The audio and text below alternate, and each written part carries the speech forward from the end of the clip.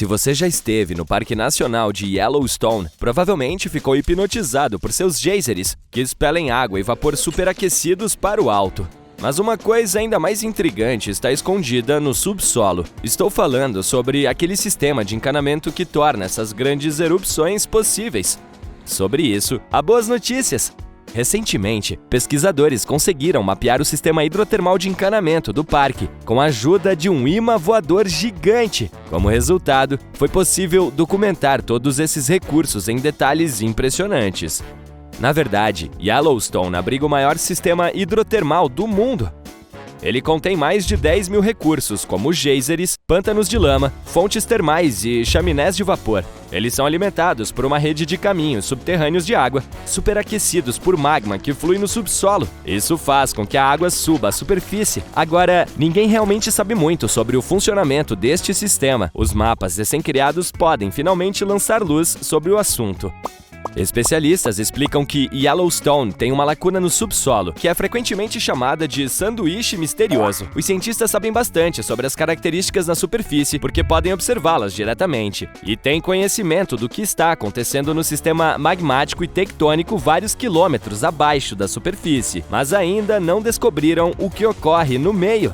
Agora eu preciso falar sobre esse imã voador gigante usado para pesquisa. Conhecido como SkyTEM, foi acoplado a um helicóptero e sobrevoou Yellowstone várias centenas de vezes, examinando o solo abaixo. Ele é composto por um loop de fio carregado com 25 metros de largura. Sua principal tarefa é gerar um forte campo eletromagnético. E como diferentes tipos de materiais, como água ou rocha, respondem a esse campo de forma diferente, os cientistas conseguiram criar alguns mapas da subsuperfície pela primeira vez. A técnica de mapeamento também permitiu que os pesquisadores diferenciassem o magma do leito rochoso, pois estes contam com propriedades magnéticas um pouco diferentes. Além disso, a equipe teve a oportunidade de ver como o magma e a água interagem e criam essas características geológicas impressionantes na superfície. Ela obteve mapas de alta resolução a uma profundidade de cerca de 150 e 700 metros e de baixa resolução, mostrando o que está acontecendo a uma profundidade de até 2,5 km.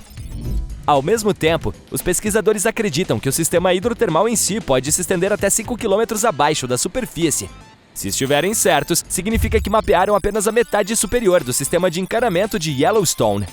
De qualquer forma, lembra que eu falei que eles sabem muito sobre a parte inferior do sanduíche de Yellowstone? Os especialistas têm uma ideia tão boa a respeito das placas tectônicas e das linhas de falhas profundas, porque os frequentes terremotos do parque proporcionam muitas oportunidades de estudar diferentes fenômenos. Em julho de 2021, por exemplo, mais de 1.000 terremotos sacudiram a área. Hoje em dia, a equipe de pesquisadores sabe muito mais sobre algumas características famosas, como o geyser Old Faithful ou a Grand Prismatic Spring. Os pesquisadores também descobriram que características hidrotermais individuais na superfície podem, na verdade, estar conectadas a outras, além de se estenderem até 9,5 km de distância delas. Mais uma descoberta interessante é que, embora os geysers e as fontes termais de Yellowstone variem em tamanho, forma, cor, volatilidade e composição química, eles são alimentados principalmente por fontes subterrâneas muito semelhantes. Isso significa que a diferença parece mais perto da superfície. Tenho certeza, você já viu a imagem icônica de Yellowstone com uma grande fonte com as cores do arco-íris laranja ardente em suas bordas. Então, o que torna essas fontes termais tão coloridas? Surpreendentemente, essas tonalidades incríveis vêm de criaturas microscópicas. As temperaturas nas fontes são tão altas que podem cozinhar uma pessoa com facilidade e rapidez. Além disso, a água é muito ácida, como o líquido de uma bateria de carro, mas há certos tipos de micróbios que adoram o calor e não se importam com essas condições malucas. Pode-se até dizer que estão se desenvolvendo ali. Portanto, cada anel de cor diferente é, na maioria dos casos, habitado por bactérias diferentes, e cada espécie está adaptada a uma determinada temperatura ou nível de pH, que mede o grau de acidez desse ou daquele ambiente. Por exemplo, veja a Grand Prismatic Spring. Sim, a icônica. Suas tonalidades de arco-íris provavelmente indicam a diversidade de micróbios que vivem ali. Então, começando pelo centro da fonte termal, você pode ver uma linda cor azul marinho ali. É onde a temperatura da água é mais alta, chegando a 87 graus. Porque essa área fica bem acima da fonte subterrânea. A água é quente demais até mesmo para os micróbios. É por isso que a que se vê é principalmente limpa. Quanto ao motivo de sua cor azul, é o mesmo que explica o fato de o céu ser desse tom. A luz do sol atinge a superfície da água e se dispersa, mas a azul é a que mais se espalha, sendo refletida de volta para seus olhos. Agora, o próximo anel colorido é o amarelo, tudo graças a certas cianobactérias. A temperatura nele chega a quase 75 graus Celsius. Se as condições da fonte termal fossem um pouco diferentes, essas bactérias criariam uma tonalidade azul esverdeada graças a um pigmento verde chamado clorofila. Mas como a luz solar que incide ali é muito intensa, as bactérias começam a produzir outro tipo de pigmento. Ele é chamado de carotenoide. E adivinhe só, funciona como um protetor solar para as bactérias. E como esse pigmento é laranja, as que são normalmente verdes adquirem uma tonalidade amarelada. E finalmente, temos aquela cor laranja brilhante mais próxima das bordas da Prismatic Spring. Lá é um pouco mais frio, cerca de 65 graus. Nessa parte da fonte, é possível encontrar vários tipos de bactérias. Todas produzem substâncias que dão ao local essa cor laranja brilhante. E finalmente, bem nas beiras da fonte, a temperatura é mais fria, cerca de 55 graus, e uma maior variedade de micróbios pode sobreviver ali. Todos eles combinados dão essa tonalidade marrom avermelhada.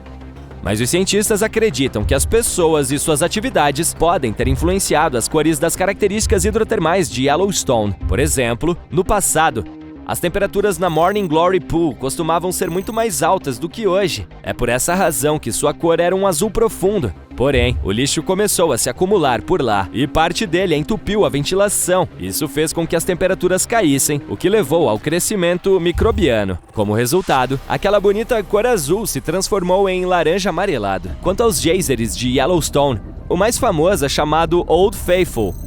Ele recebeu esse nome no final do século XIX pela maneira como suas erupções eram regulares. Este geyser é mais ativo do que os outros, irrompendo cerca de 20 vezes por dia. Cada um desses magníficos eventos dura de 1 a 5 minutos, e a fonte de água fumegante pode atingir uma altura de 55 metros. Agora, ao falar do Parque Nacional de Yellowstone, não podemos deixar de mencionar o supervulcão de Yellowstone, certo? Os supervulcões surgem quando grandes volumes de magma estão tentando escapar das profundezas do subsolo. Por fim, irrompem pela superfície da Terra. Às vezes, todo esse magma fica preso, incapaz de atravessar a crosta do planeta. E então, enormes poças de magma pressurizado se acumulam a uma profundidade de vários quilômetros. A pressão continua aumentando porque cada vez mais magma está tentando chegar à superfície. Em um determinado momento, ocorre uma supererupção. Você não quer necessariamente estar por perto para ver isso. Nos últimos 50 anos, a caldeira de Yellowstone subiu quase 2 metros. Os especialistas têm certeza de que esse é um comportamento natural do parque. Os períodos de elevação em forma de domo são seguidos pelo rebaixamento da caldeira. Os cientistas acreditam que o supervulcão não apresenta nenhum perigo no momento. Para que ocorra uma erupção, o magma em seu interior precisa estar pelo menos 50% derretido. Em Yellowstone, esse número é de apenas 5 a 15%. Melhor ainda, um estudo recente fez com que os pesquisadores acreditassem que o ponto quente poderia estar em um estado de declínio no momento, mesmo apesar de toda a atividade de respiração e elevação do domo. Houve pelo menos 3 outras supererupções na história do vulcão Yellowstone. Elas aconteceram há 2,1 milhões, 1,3 milhão e 640 mil anos, muito antes desse vídeo. A mais recente foi chamada de Erupção Lava Creek e formou a caldeira de Yellowstone depois de expelir 1000 quilômetros cúbicos de rocha, poeira e cinzas vulcânicas. Não, obrigado, vou passar.